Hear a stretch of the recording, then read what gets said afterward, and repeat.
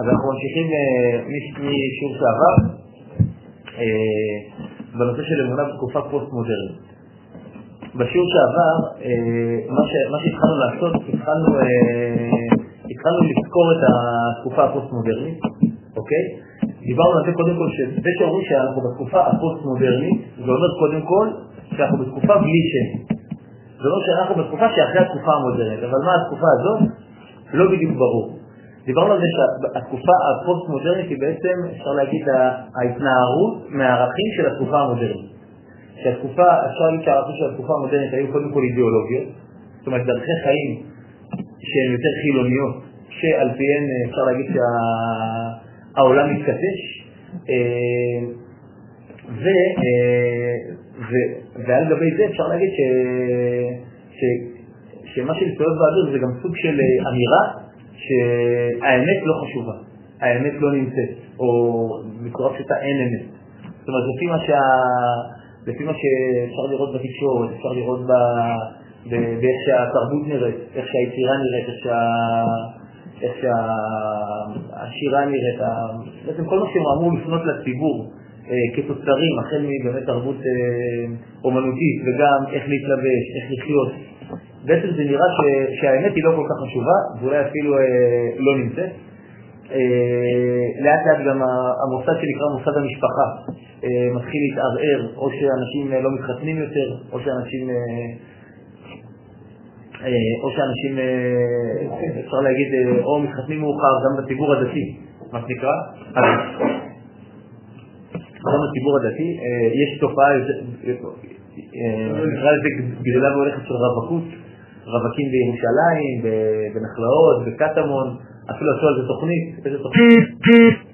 סרוגים, כולם יודעים על סימן שזה רלוונטי. תוכנית שאני יכול להגיד לכם שאפילו אני, כשהייתי רווק בירושלים, אני הכרתי הרבה סיטואציות שהיו שם, סיטואציות אמיתיות, והרבה פעמים, נקרא לזה, התפיסה הדתית הרצינית תגיד שמי שרווק בגיל 28, 9, 30, 31, 32, הוא באיזשהו מקום הוא לא רציני, הוא בררן, הוא אינדיבידואליסט. אז גם הערך של המשפחה הוא גם כן בסוג של ערעור, וגם אפשר להגיד גם הערך של העבודה, של הקביעות, של איפה לגור. פעם בן אדם היה נכנס לבית, יוצא ממנו בארון. פעם בן אדם היה נכנס לעבודה, מתחיל לעבוד, פורש ממנה. היום אפילו העבודות אין להם ערך שתמשיך איתם. יש שם הרבה תופעות של חברות קבלן, של פרילנסרים.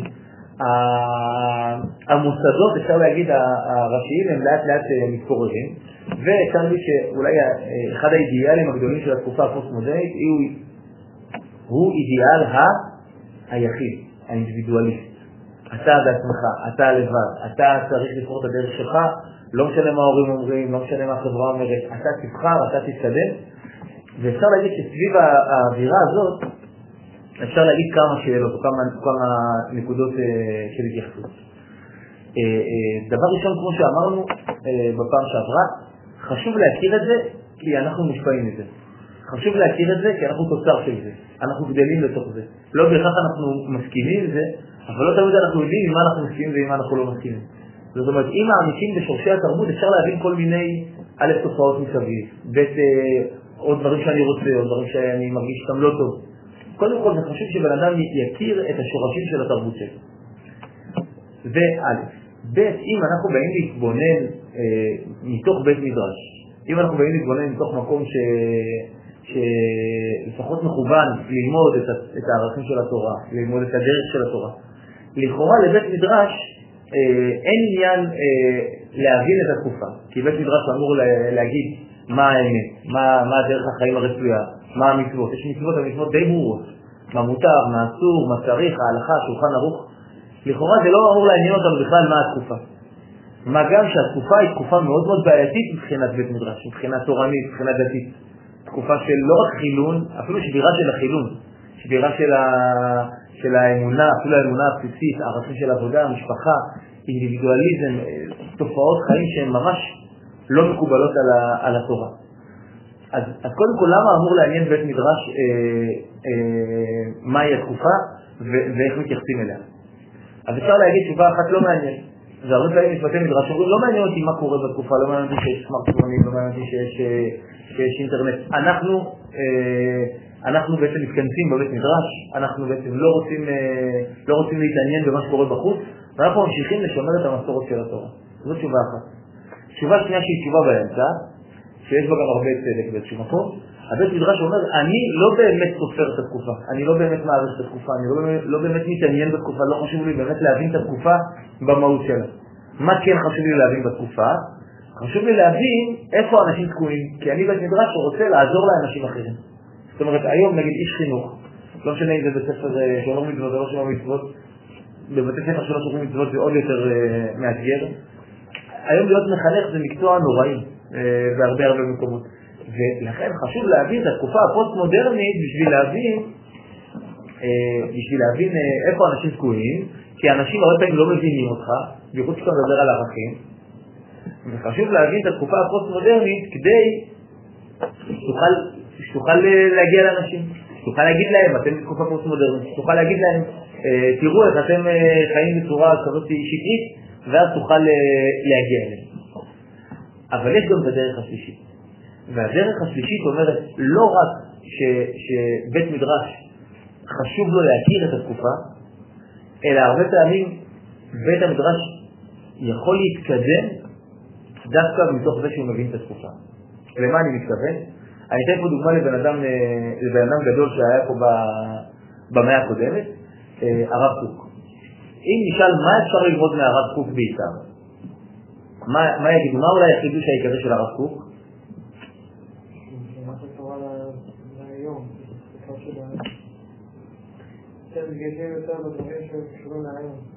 איפה זה קרה בתקופה שלו?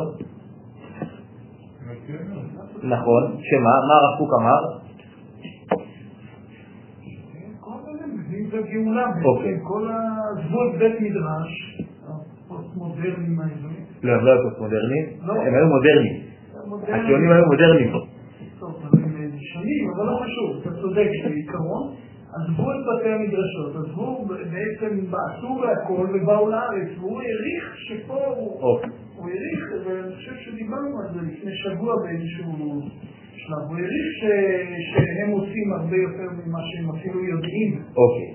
הרב קוק לקח את הציונים, שהציונים היו מודרניים, והם היו חלק מתופעה מודרנית של לאומיות, שהייתה במאה הקודמת בהרבה מקומות, בהודו, בצפון אפריקה, וגם בישראל. שוב, יש ייחוד גם לציונות, אבל הציונות הייתה חלק מתנועות מודרניות שרצו חופש, רצו לאומיות, רצו הגדרה עצמית, והם היו מאוד מאוד חילוניות, מאוד חילוניות, והרב קוק אמר, חבר'ה, תשימו לב, הם בעצם מי שמביא את הגאולה, הם התחלת את הגאולה. אז הרבה פעמים, מה החידוש הגדול של הרב קוק? שהציונות היא לא תמאה, הציונות היא גם קדושה. הציונות היא גם טובה, נכון? אבל זאת בעיה להסתכל על הרב קוק רק ככה. מה זאת אומרת? הרבה פעמים תשאלו תלמידי הרב קוק, מה הרב קוק חידש? הרב קוק חידש, החלוצים היו בעצם התחלת את הגאולה, וגם שהם רצו לבנות את עם ישראל מהבסיס ומהטבע ומשיח בן יוסף. אבל הבעיה שאם רק עוצרים פה, בעצם תמיד מסבירים את הרב קוק לאחור. תמיד מסבירים מה הרב קוק אמר אז. הבעיה שהיום אנחנו נמצאים בתקופה חדשה, בעיה ראשונה, בעיה שנייה, אנחנו נמצאים בלי הרב קוק. יש אמירה של מניסו שהוא אומר שמה זה תלמיד אמיתי של רב? לא תלמיד ששמע מה הרב אמר, לא תלמיד שיכול לחזור מה הרב אמר, אפילו לא תלמיד שהבין מה הרב אמר. מה זה תלמיד אמיתי של רב? כמו שאביתה אומר, זה תלמיד שהיום כשהרב לא נמצא, הרב מת, התלמיד יודע להגיד מה הרב היה אומר היום במצב חדש. למה? כי הוא ירד לסוף דעתו. הוא לא רק הבין מה הרב אמר, אלא הוא הבין מאיזה מקום הרב אומר את זה. ולכן אפשר להגיד בעומק, קודם כל הרב לא נמצא היום ואנחנו בבעיה, כי היום התקופה היא לא ציונית. היום אנחנו לא בדיוק בתקופת הציונות, היום הרבה ישראלים כשמשמעו ציונות הם רוצים להתנגדו. היום אנחנו אפילו חיים בתקופה שיש כאלה שקוראים לה פוסט ציונות גם. היום האידיאל הציוני הוא לא בהכרח אידיאל מובהק לצערנו במדינה. ולכן הרב קוק לימד אותנו, בנוסף לזה שהוא לימד אותנו שהציונות היא הייתה תנועה טובה, הוא לימד אותנו, דבר יותר רחב, הוא לימד אותנו תכבדו את התקופה שאתם נמצאים בה. אם התקופה נוכחת, ואפילו אם יש בה בעיות, אפילו אם יש בה אתגרים, אפילו אם יש בה תהליכים מורכבים שהם נגד התורה, תקשיבו לתקופה, תעריכו את התקופה, זה אחד, שתיים, יכול להיות שדרך התקופה נדע איך להתקדם אפילו מבחינה אמונית, שזה חידוש יותר גדול. זאת אומרת, חוץ מזה שהציונים היו טובים והיו חיוביים, יש קצת להגיד שלמה חשוב להכיר את התקופה מבית מדרש? כי יכול להיות שדרך התקופה אתה תדע, אפילו בצורה יותר רחבה, לאן היהדות מתקדמת, או לאן חלק מהיהדות מתקדמת, או מה חסר בשביל להתקדם. הרבה פעמים התקופה תהיה לך תמרור שדרכו אתה צריך לעבור. אם הציונות לימדה את הרב קוק, שעם ישראל יש לו בעיה מבחינה חומרית, יש לו בעיה מבחינה פיזית, מבחינת איך שהוא מתנהל, זאת אומרת, הרב קוק ראה בתקופה תמרור להבין מה צריך לקרות לעם ישראל, אותו דבר בתקופה הפוסט-מודרנית, יכול להיות שאם הרב קוק היה היום, הוא היה אומר, רגע, מה התקופה הפוסט-מודרנית יכולה ללמד אותנו שאנחנו מפספסים?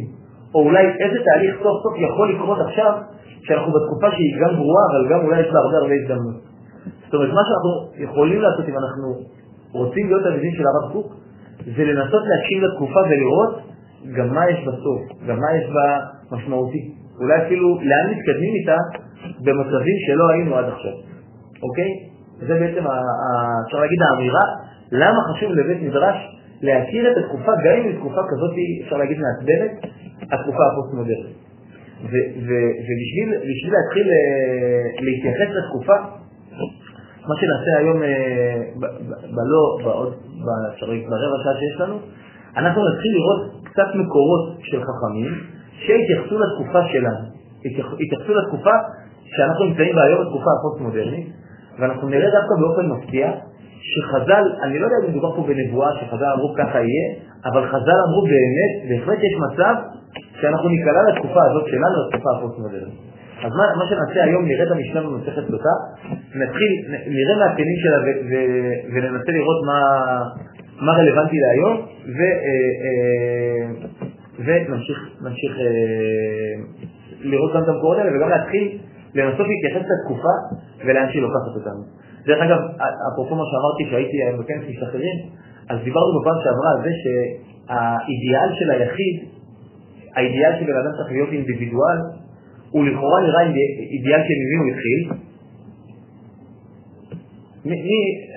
איזה תנועה רצתה שהאדם יהיה אינדיבידואל? לא, היא קיימת בזמן והיא לא דיברה על אינדיבידואליזם. אפשר להגיד שלמי יש אינטרס להיות אינדיבידואל? לאינדיבידואל. זאת אומרת, התנועה לאינדיבידואליזם היא בדיוק הפוכה מתנועה. תחשבו תנועה שאומרת, כולנו רוצים להיות לבד. זה לא מסתדר. אוקיי? לכאורה, מי שרצה להיות אינדיבידואל זה האינדיבידואל. יש שיר יפה של אביתר בנאי, ששיר כזה עצוב שהוא אומר בשיר, תכף אני ארצה שתלכו מפה, שאוכל כבר ליפול בשקט. ואז, בהופעה נגיד הוא שר אותו, ואז כל הקהל שר איתו, תכף אני ארצה שתלכו מפה, וכל הקהל שר את זה, והוא לא מבין שאביתר בנאי רוצה שהקהל ילך מפה. זאת אומרת, זה קצת דבילי לשיר שיר הזה שאתה צריך ללכת מפה. אז גם זה נראה דבילי שיש תנועה שאומרת בואו נהיה אינדיבידואלים. אבל הפוך על הפוך, בעצם מי הבנה את זה שהאדם כדאי לו להיות אינדיבידואלי? הגורמים שהיה להם אינטרס שהאדם יהיה אינדיבידואל. לדוגמה, היום בכנס משתחררים, היו שם כל מיני, קודם כל, החיילים נכנסים בשערים, יש מולם חומה של מלא מוכרות כאלה, של קידום, אנקורי, איי-קיו, כל הפסיכומטרי, עשרות של בנות שרוצות להביא אותו לפסיכומטרי. חייל, מה הפסיכומטרי? חייל, מה עם הבגרות? פשוט שאוהבים אותם, והיית שם איזה כמה שהלכו עם חולצה שהיה כתוב בה ככה. ההשכלה שלך היא לא העסק של אף אחד. כאילו הם אומרים לך, אל תיתן לאף אחד לעשות עליך העסק בגלל שאתה צריך השכלה, ואז אמרו לו, אז בוא אלינו עכשיו. זאת אומרת, הרבה פעמים מי יגיד לך להיות אינדיבידואל? מי שכשאתה תהיה אינדיבידואל הוא ירוויח מזה. זאת אומרת, הרבה חברות, הרבה גורמים, גם אומרים שהמדינה עצמה, בעצם שדרה ליחיד תהיה אינדיבידואל במקום להיות להישענות על המשפחה, על המסורת. זאת אומרת, אפשר להגיד שגם האידיאל של אינדיבידואליזם, שהוא אידיאל פוסט-מודרני, הוא באיזשהו מקום גם כן תוצר של יחסי גומלין וכל מיני, אפשר להגיד, רצונות של כל מיני תנועות. אוקיי? אז עכשיו נראה את המשנה במסכת סוטה. אני קורא במקור א'. בעקבות משיכה חוצפה יסגה. אפשר להגיד שגם בזכות הרב קוק זיהה את התקופה כבר מלפני 100 שנה כעקבתא דמשיחא, ההתחלה של המשיח, העקב של המשיח. אז אומרים פה ככה, בעקבות משיח חוצפה יסגה. החוצפה תרבה. זה רלוונטי להיום? אוקיי. ויוקר יאמיר. מה זאת אומרת יוקר יאמיר? היוקר יאמיר, הכוונה, החיים יהיו יותר יקרים. אבל מה? תשימו לב איך מתארים את זה. הגפן תיתן פיריה והיין ביוקר. זאת אומרת, למרות שיהיה שפע, עדיין יהיה יקר. היין יהיה יקר. יהיה יקר לחיות. היום אנחנו חיים בתקופה של שפע, ועדיין יקר לחיות. למה יקר לחיות?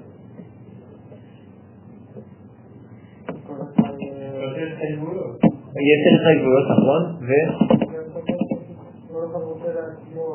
זאת אומרת, כל אחד רוצה לנחס, כל אחד רוצה עוד. היום אם אין לך טלפון אתה לא נחשב, אם אין לך מכונית אתה לא נחשב, אולי שתי מכוניות. זאת אומרת, למרות שיש שפע, למרות שיש מוכר, למרות שיש אפשרות להתנהג בצורה טובה, עדיין יהיה יקר, שזה קצת פה לא הגיוני. ומלכות תהפך למינות. מה זה מינות? לא, מינות זה כפירה. מלכות בעצם השלטון, התנועה המרכזית, היא תהיה תנועה של כפירה באלוהים. כפירה בערכים של האלוהות, מבחינת המשנה של היהדות. ואין תוכחת. מה הכוונה אין תוכחת? מישהו שיגיד, אין תוכחה. אז או שאין מישהו, כמו שדיבר אומר, או שאין מישהו שיבוא ויעשה את זה, או שזה לא יהיה לגיטימי לעשות את זה. אם מישהו בא להוכיח אותך, אתה תגיד לו, בוא מה אתה קשור אליי בכלל? כן, מי אתה בכלל? מי שמך? מה אתה יוצא עליי? זאת אומרת, או שאין אנשים שיודעים להוכיח, או שזה כבר לא יהיה לגיטימי להוכיח, זה לא יהיה רלוונטי להוכיח.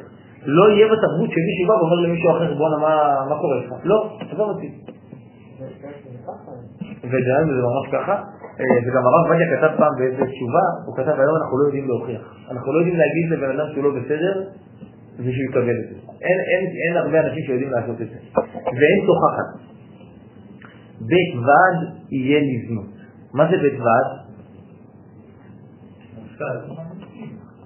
איזה מוסד? נכון, אבל מה זה בית ועד? עברית.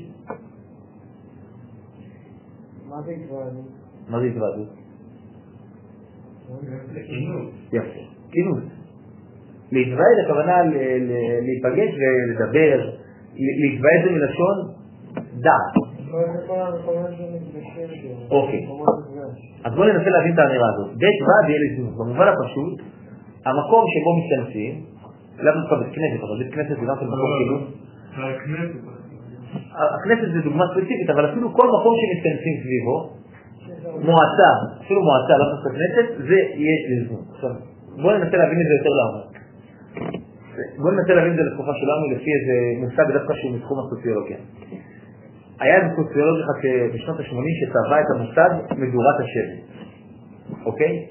מדורת השבט זה המדורה שהשבט יושב סביבה. אוקיי? והוא אמר ככה, הוא אמר בתקופות הקדומות, בכל כפר הייתה מדורה שכל הזקנים, כל הדברים היו מתכנסים סביבה ודנים על המקום. ואז הוא אמר בשנות ה-80, מה זה המקום הזה שסביבו כולם יושבים ומתכנסים סביבו? מה זה המקום הזה? יפה מאוד, טלוויזיה. הוא אמר טלוויזיה היא מדורת השבט, המודרנית. זאת אומרת, בתקופה המודרנית, כולם בשמונה בערב או בשבע בערב, ככה יושבים סביב המדורה. מה זה המדורה? הטלוויזיה, החדשות. אוקיי? אז זה הבית ועד. היום כבר אין מה לדבר על מדורה אחת, כי יש מלא ערוצים ומלא מסכים, היום אפשר לדבר על גפרורים, שכל אחד הוא סביב הטלפון, סביב המסך.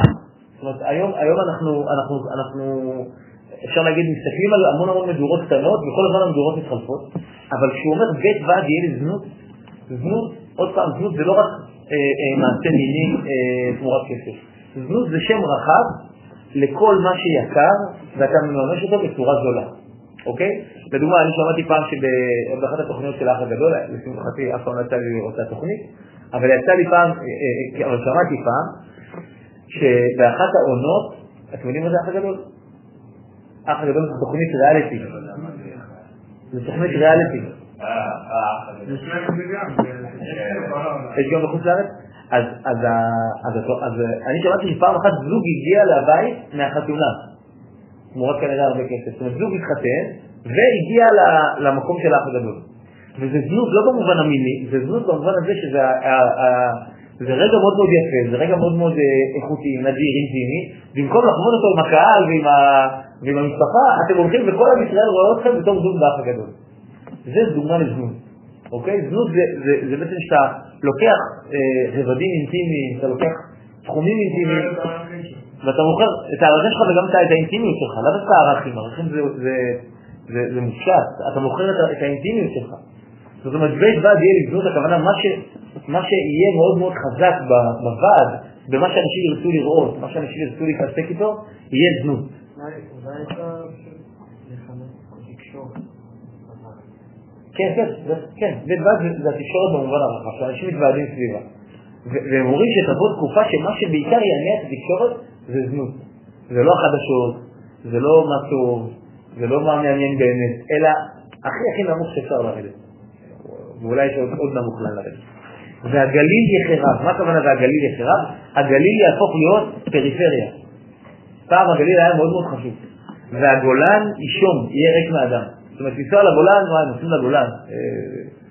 טיול. ואנשי הגבול, אנשי הפריפריה, יסתובבו מעיר לעיר ולא יכוננו. הם ינסו להסתובב מעיר לעיר שיגידו שבפריפריה אולי קוראים כל מיני דברים קשים, לא טובים, אולי אני מפרש את זה היום אפליה, ולא יכוננו, לא באמת יתייחסו אליהם. צודקים, ניתן לו תקציב, אבל הבעיות לא תיפטרנה. מה זה הגבול? אנשי הגבול, אנשי הפריפריה. עוטף עזה, בצפון, אולי גם העמק שלנו, הבקעה, נגיד.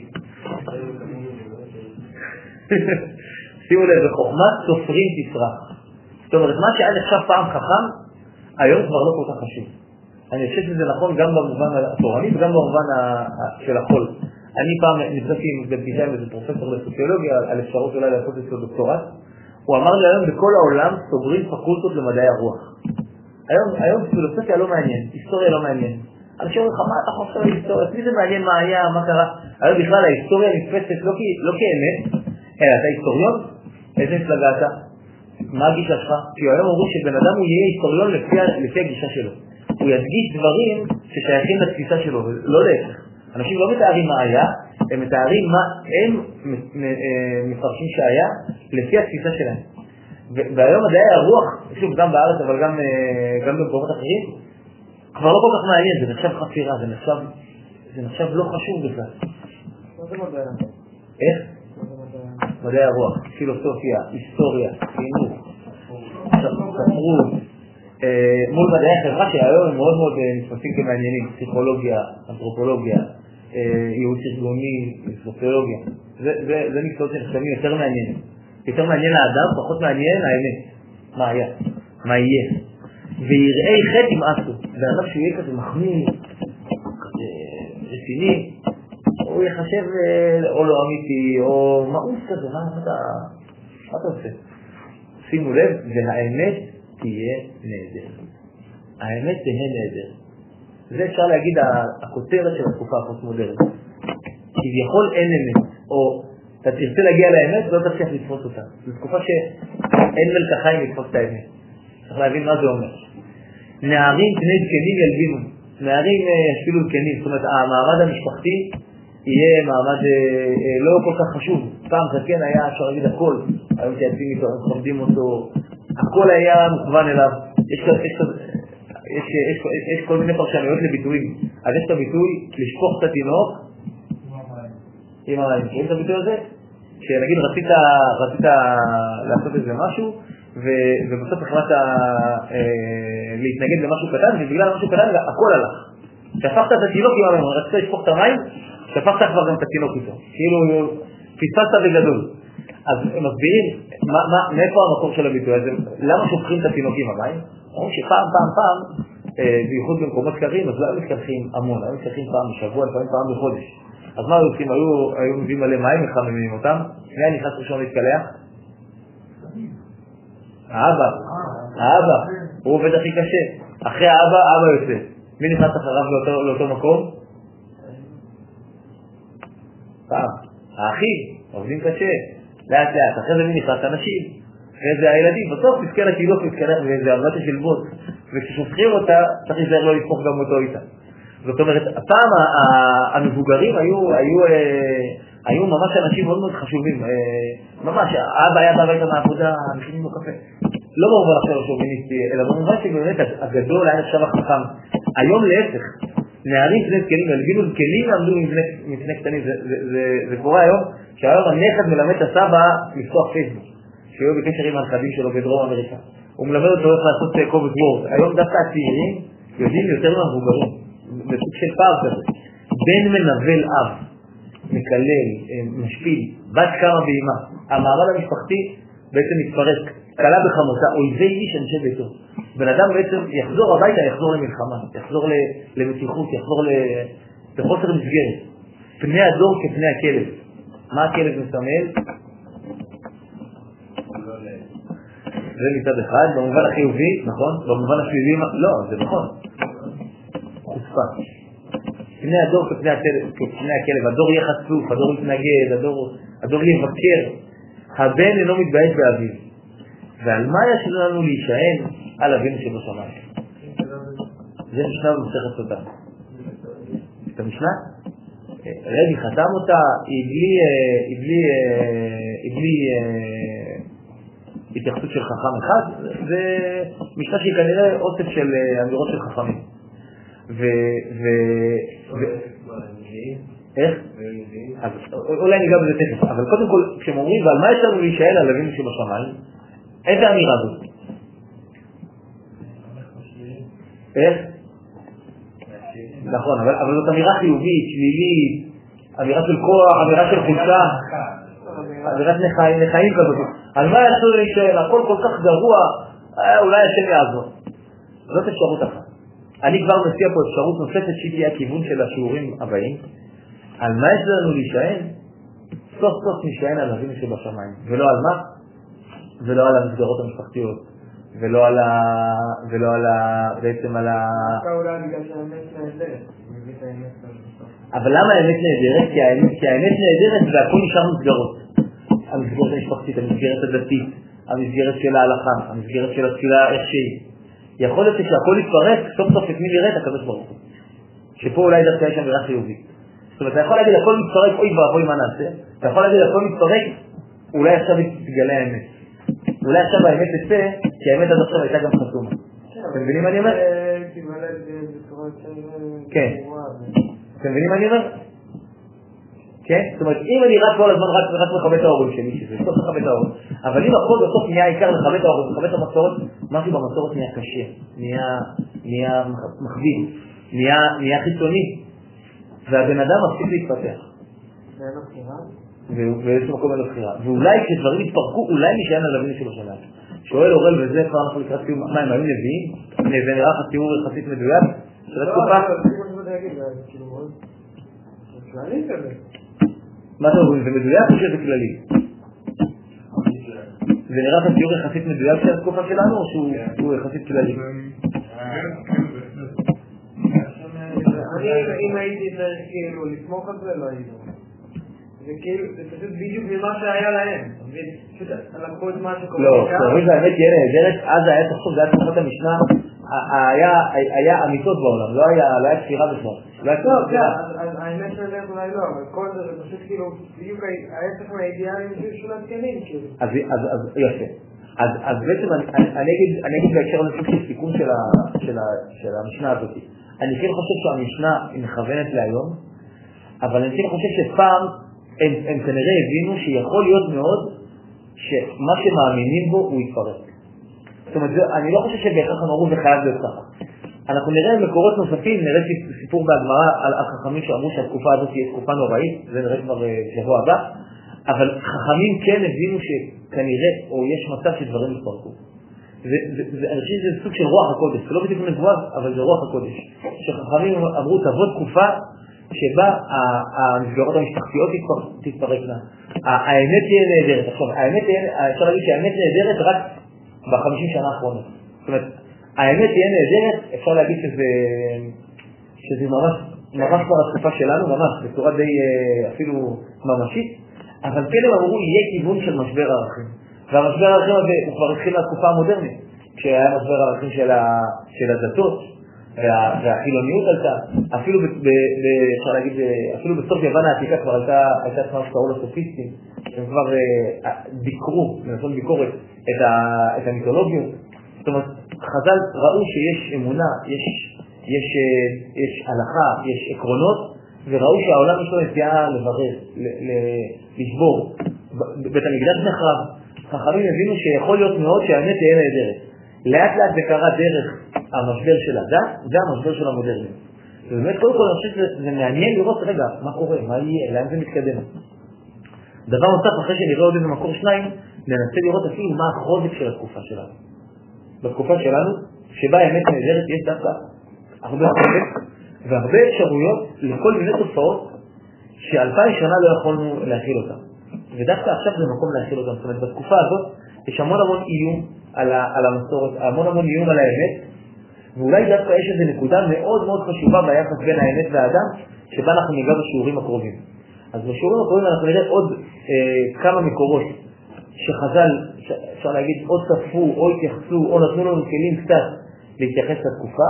ננסה לראות איזה הוגים הם די מתייחסים לתקופה שלנו, וננסה לראות רגע לאן מתקדמים, איזה רווח גדול יש בתקופה הפוסט-מודרנית, שיכול דווקא להמשיך את הדרך של האמונה, המצוות והקשר עם הקדוש ברוך הוא. שאלות בשלב הזה? אוקיי, אנחנו נסיים פה ונמשיך בשבוע הבא.